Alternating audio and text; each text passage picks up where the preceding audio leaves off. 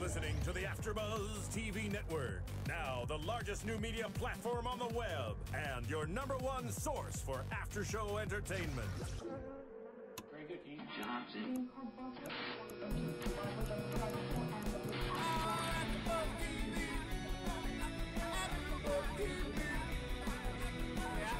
From the AFTERBUZZ Studios in Los Angeles, California, and streaming live on Ustream, this is AFTERBUZZ TV for Dexter. We'll break down tonight's episode and get you all the latest Dexter news and gossip. If you'd like to buzz in on tonight's show, you can buzz us at 424-256-1729. That's 424-256-1729. And now, picking up where the show leaves off and the buzz continues, it's AFTERBUZZ TV for Dexter. Hello, fans of Dexter. It's Keven Undergaro here, along with Heather Basra. Heather Basra. We're here for Season 6, Episode 2, entitled Once Upon a Time.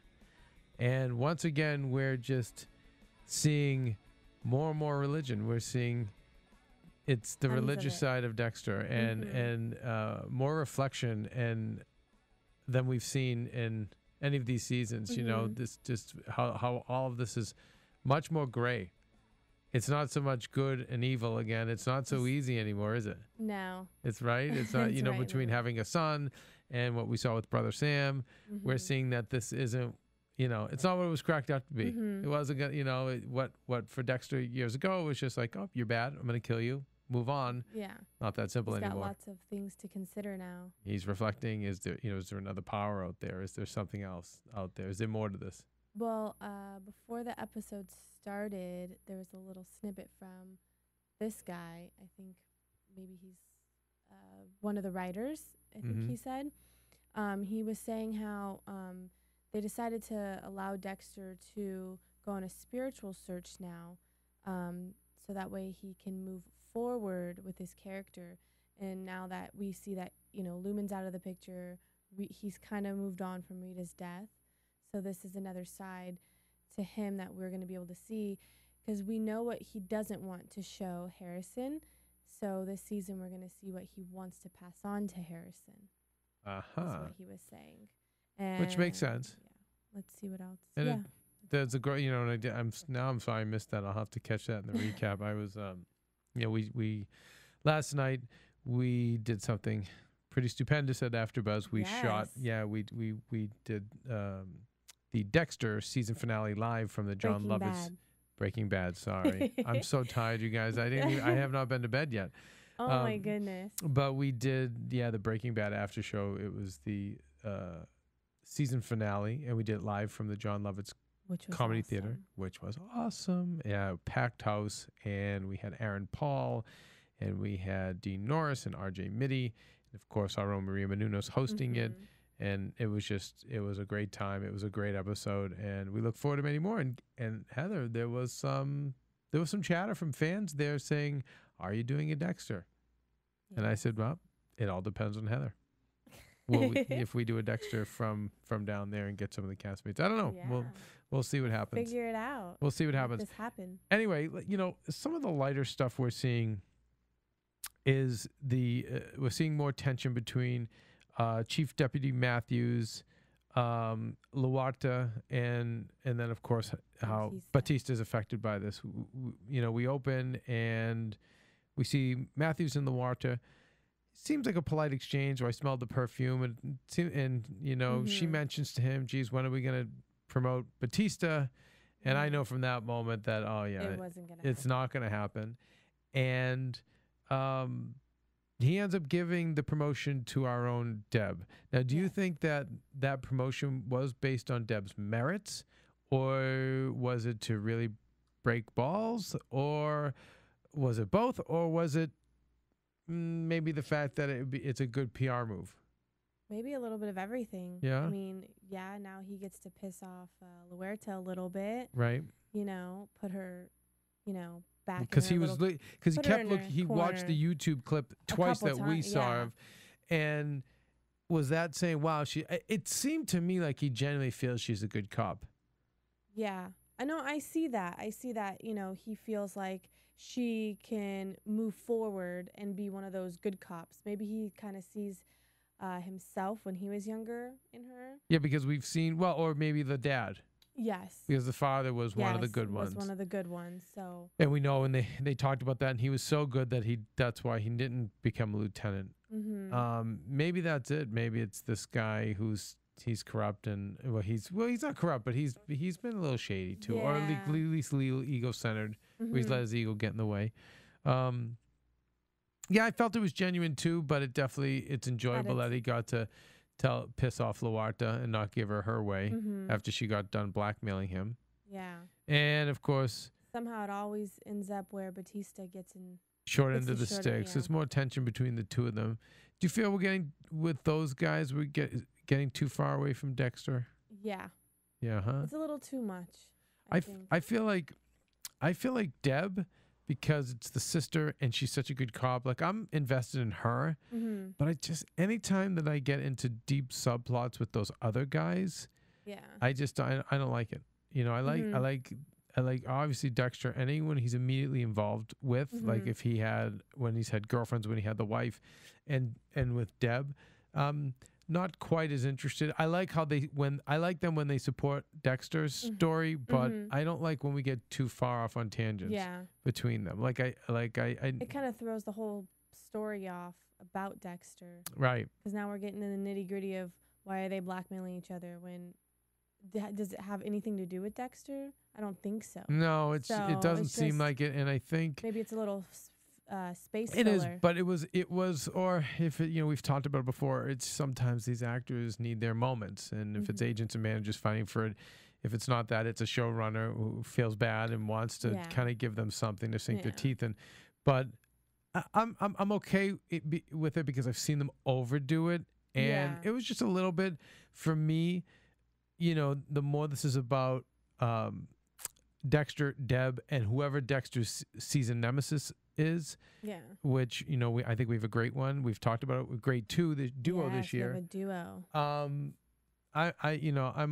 I'm okay. I'm okay. So I mean, we see what's going on with that, and I'm sure there's gonna be more tension. But that brings us into Deb, who gets the job, and at the same time is pushing back Quinn, who's really just turned into this wet noodle. Right? He's totally. just like, he went from this like kind of tough guy, corrupt cop to just sappy, lovey-dovey. And again, I don't know. I don't want to kick the tires too much. I mean, we could probably get upset over the fact that maybe it's not in his character, but maybe it is. Maybe he's head over heels. I don't know. Well, they've been together for a year and practically living together. So, I mean, it's the next step that he would take. And she's from season 1 really been devoted to trying to be a great cop. And that's her priority. Yeah. So you can see this. It's cop, and I can see where the engagement thing to her would be like a little bit of a turn. Do you think Quinn, if they did decide to get married, do you think Quinn would set her back, or do you think it would help her move forward, or do you think it would just? I think Quinn would set her back because he doesn't seem like that. I don't know. He doesn't seem like that kind of guy. Like they'd work together. I don't know. It just. I can see. I can. I don't know. The Quinn characters changed so much. I remember just the corrupt cop that he was. Yeah, so it's like it's kind of hard to buy into this clean cut, thinner Quinn with the hair parted to the side. it's harder to buy into him. The 1950s Quinn. But what I do like about it is I like that she's rejected him. I like that now she's going to be his boss, and I like the idea that he's blaming Dexter. Oh yeah. So we get that tension back, which I think is great. I like those guys at odds. And again, see, that's what I'm saying. Like, that's a subplot that supports Dexter's plot. Yeah. And if we're going to get anything else, then just give me Matsuka. Yeah. Being really hilarious. And if I may just digress for a bit, just Matsuka and his little assistant there. very interesting how much she knows, and she's smart. She's smart, and is it because she's just smart, or are they going to do more with this? Because just the fact that she's very dialed into it, it could either mean that she is just a super student, or it could mean that she's, I don't know, a little out there herself, or maybe there's something more to her that we don't know. Maybe she could be in on this other. I don't know. Thing. Or I don't know if she's going to be in with the. I don't know if she's in with the antagonist, but something about her, it's just definitely off. Too much. But it might be she just might be. I don't know. Maybe she's a sexy female Mitsuka. I don't know. Like but it's fun. It's fun. I get a kick out of it. Yeah. Comedy to the show. Yeah, it's okay. But let's talk about Brother Sam. I thought this was great. Played very well by Mos Def. Yes. I liked it. I could tell the way he was playing it as an actor that he was being genuine. And I was wondering if the writers were going to have Dexter kill him and kind of take that step toward really killing an innocent person. And they didn't go that way. They instead let Dexter see that this was a person who was trying to redeem himself, and it again gets Dexter to see that maybe people can change, or they can, or that maybe there is a God, or you can use the power of God to help yourself change, or to keep that monster contained. So it's interesting. It's Dexter not seeing that it's not that black and white world anymore. But of course, it leads to Dexter has to find at least one scumbag in the equation to kill. Of course. And off this guy goes to be killed. But it was interesting to see all the talk of religion that we're getting. We predicted this from the first show. Like, this is the season of spirituality and religion, and it's all over the place. Oh yeah, it's everywhere. In every scene, there's something to do with religion, or something about the Bible, or just something. So much. I mean, even with Brother Sam, he's quoting the Testament, and even his dog Eli. I mean, it's all over the place. But one of the other things that we're seeing, if not the religious thing, it's also baby themes and innocence and transformations and new beginnings. And so we open with these baby rituals. Why don't we talk about that? You were filling me in because I had come in I'd missed that first 2 minutes. We hear his over voice talking in his head about, he's giving him a bath, and he's like, everything's better with a bubble bath. And then he moves into how rituals are very important to have. And he was saying about himself, and he's like, not only for me, but for the little guy.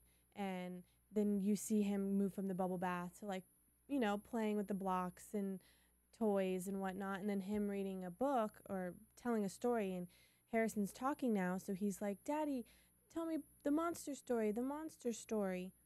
So then he's talking about one of his kills, and then Harrison just blurts out, Daddy's box. Like Daddy's box. Right. And he's like, oh no.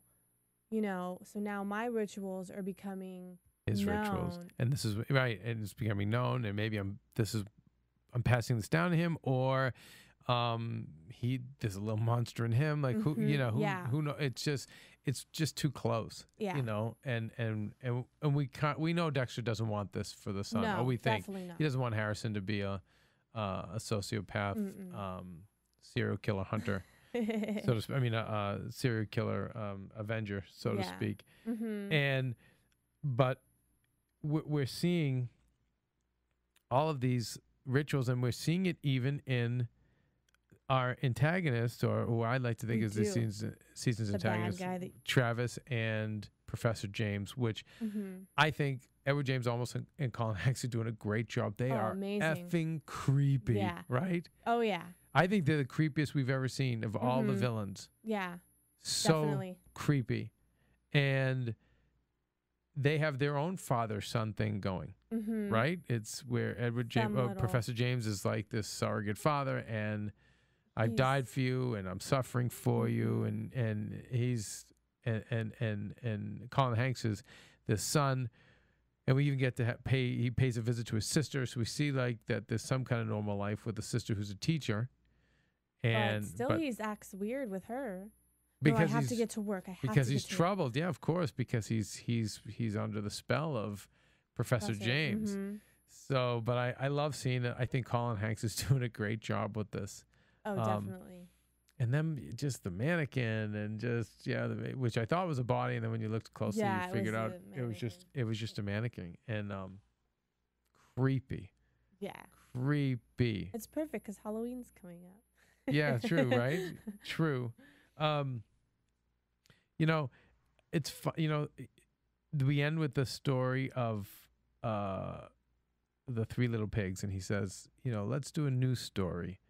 And I think that's him maybe learning from Brother Sam and and kind of seeing that let's get you, but then again, he's like, let's get you your own box, but let's hope it's a new box, right? It's a new box. It's a new story. With toys in it. Right. It's not with bloody slides. Yeah. No, it's a new one. He's like, if I get you your own box, you won't think about Daddy's box anymore. And I think the deeper meaning is that this is not the path that I want you to take. Exactly. Which I think is very cool. Yeah. He obviously can't show it. I think he wanted to, and that's why he was telling the stories. But I think maybe now he's seeing that he's becoming too verbal. He doesn't know how to be quiet anymore because he's not a baby. Right. So now he's talking about it, and Dexter doesn't want to talk about it. Right. I don't want people else to know. What if he says it around Deb or oh my God, yeah, somebody else? So that's why he got him the box. I don't think maybe he still might maybe in a little part of him think, well, he could be my little buddy. You know what I mean? Right. My little partner in crime. But I think symbolically, yes, and this is why the writing's good on the show. I think that's outwardly what he wanted to do, but I think symbolically, it's to get him a new, like you said, a box of his own. But this box is for toys, and hopefully a normal childhood. Yeah. But then they go into the story of the three bears, and out comes the wolf, and what does the wolf chase? Usually sheep and a flock, and all we're hearing about is flocks and flocks and flocks. More, Brother Samuel talks about his flock that he's trying to tend to, and when Travis went to visit his sister, talking about the flock of birds that were found dead. And so great symbolism there, and when it's funny, Colin Hanks or Travis looks up after she says that, like it's the sign of the times, like the end of the world is coming. Yes. So I'm really excited to see. I wonder if we'll see more of Mos Def. I wouldn't be surprised. I think we will. I think he might be like the sinner, like the and go-to he might be guy. Right. He might be the one that actually Dexter can kind of talk to. Maybe open up to because he said, I still have that darkness in me. He still got the monster. How do you monster deal within with him. it? And what does he say? He's like, I fight against it every day. So he's not like everyone else who's been like, I've changed. I'm not like that anymore. This is the one admitting, like, no, that's who I am. There, but it's hard. It's a day-by-day process to try to suppress it. So I hope so, because I think Mos Def did a great job. Didn't you think his acting was great? He kind of left you guessing a little bit about his character. Like he didn't give too much. No. Jess, let's go to commercial, and then we'll come back and we'll go over predictions. Ooh. Want to find out what the AFTERBUZZ is about? Janice is a drama queen. This is the divide that is going to carry the series. Give us a call. 424-256-1729. 424-256-1729. It's television, and they want it to be as dramatic as possible. I mean, it's Shakespearean. You never know what goes on behind closed doors. Find out why AFTERBUZZ TV is the #1 source for after-show content. Now, in the eyes of Jimmy, Nucky is a villain. 424-256-1729. 424-256-1729. husband or your best friend? The wig will come out. When the TV show is over, get your AfterBuzz on. Ha ha ha. Ooh. And now, your AfterBuzz TV. What, Heather?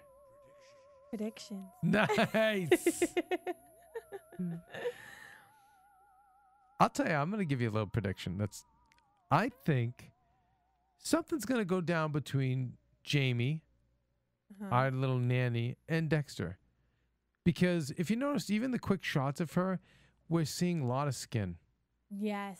Little sexy little with thing. No shirt on. Yes. She's kind of half naked. Yes. And I know, remember, Sergeant Batista was down on her about it. And I just thought it was Big Brother, little sister thing. But now seeing her in that and she's in red, I don't know. Is Maybe something. Right. Is that like almost a devil thing, a temptation thing for her to be in red? But to see her all sexy.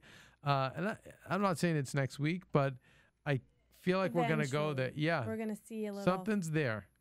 She's going to fall for Dexter a little bit. I think so. Or her promiscuity is going to get into some kind of trouble and he's going to have to help her. And I don't know. It would make sense if she's taking care of the baby for some kind of connection to take place.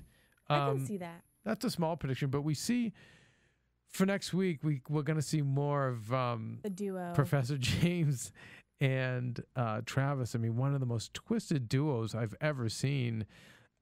Just in television, I think these guys are great, and we're gonna see next week. They take a random jogger, and they're breaking him down in some way, getting him to repent. But then we see something else about someone with teeth or whatever. Like they may the tooth, something about a tooth fairy, and maybe I don't know, and I might be guessing, but maybe whatever. Maybe this guy is one and the same. Maybe he's the killer. And then they kind of discover it as they have him there, and they kind of go from there. I don't know. It seemed like that. It's a little too cryptic. Yeah. But what it's gonna be interesting to see what they do with him for an entire episode. Yeah. It's gonna be very interesting. And man, it's gonna be strange when Dexter catches up with these two. And I think it's also gonna be fun to learn more about Edward James Olmos's character, Professor James, like where the heck he came from. Yeah.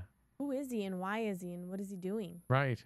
I don't know. How did he get Travis to like be his little right. I mean, servant? they do. They feel. I said, are they gay? They do feel like they could be lovers. Maybe, but not lovers, but that there's something weird between them, like a weird kind of. Well, you can tell they're each missing something, and so obviously the other one maybe counterbalances it somehow. I like them. I think they're going to be a lot of fun. For me, they're making it. Very interesting. You know, before we close out, you're still mentioning you noticed the chemistry loss between Deb and Dexter, former in real life divorcees now. Okay, well, when Deb was telling Dexter about, oh, can't believe it, Quinn just proposed to me, and then they're, talking about he's short, which is fine because that's normally his character, but there's more touchy-feely involved, like brother-sister, like she always hits him in the arm or grazes his hair or something. There's always some sort of touching going on. It was just like, okay, well, I'm going out now, and she would leave.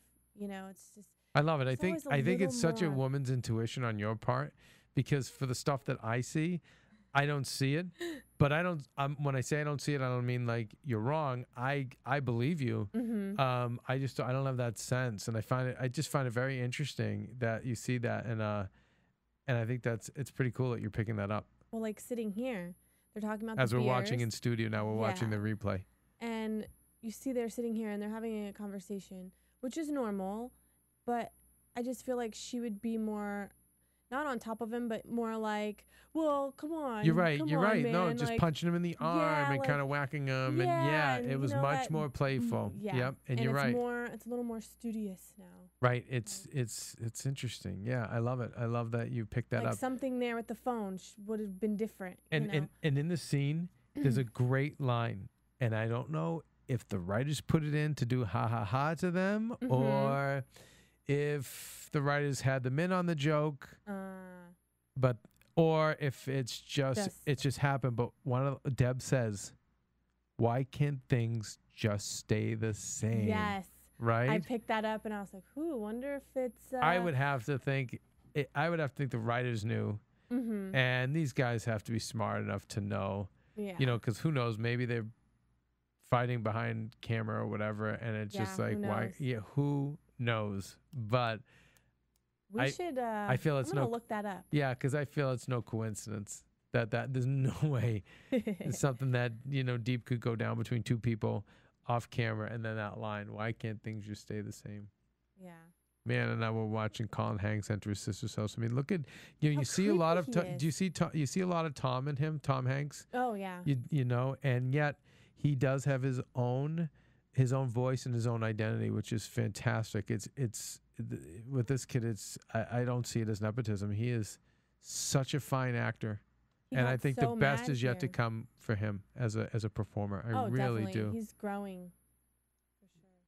So good. This looks so different. Ha ha ha!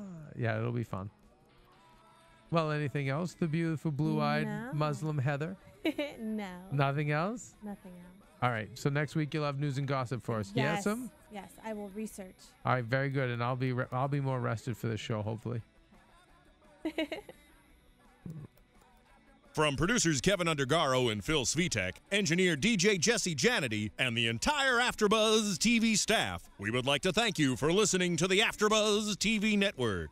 If you have questions or comments, be sure to buzz us at info@AfterBuzzTV.com. And you can find us on Facebook or follow us on Twitter by searching for AfterBuzz TV. Buzz you later. The views expressed herein are those of the hosts only and do not necessarily reflect the views of AfterBuzz TV or its owners or principals.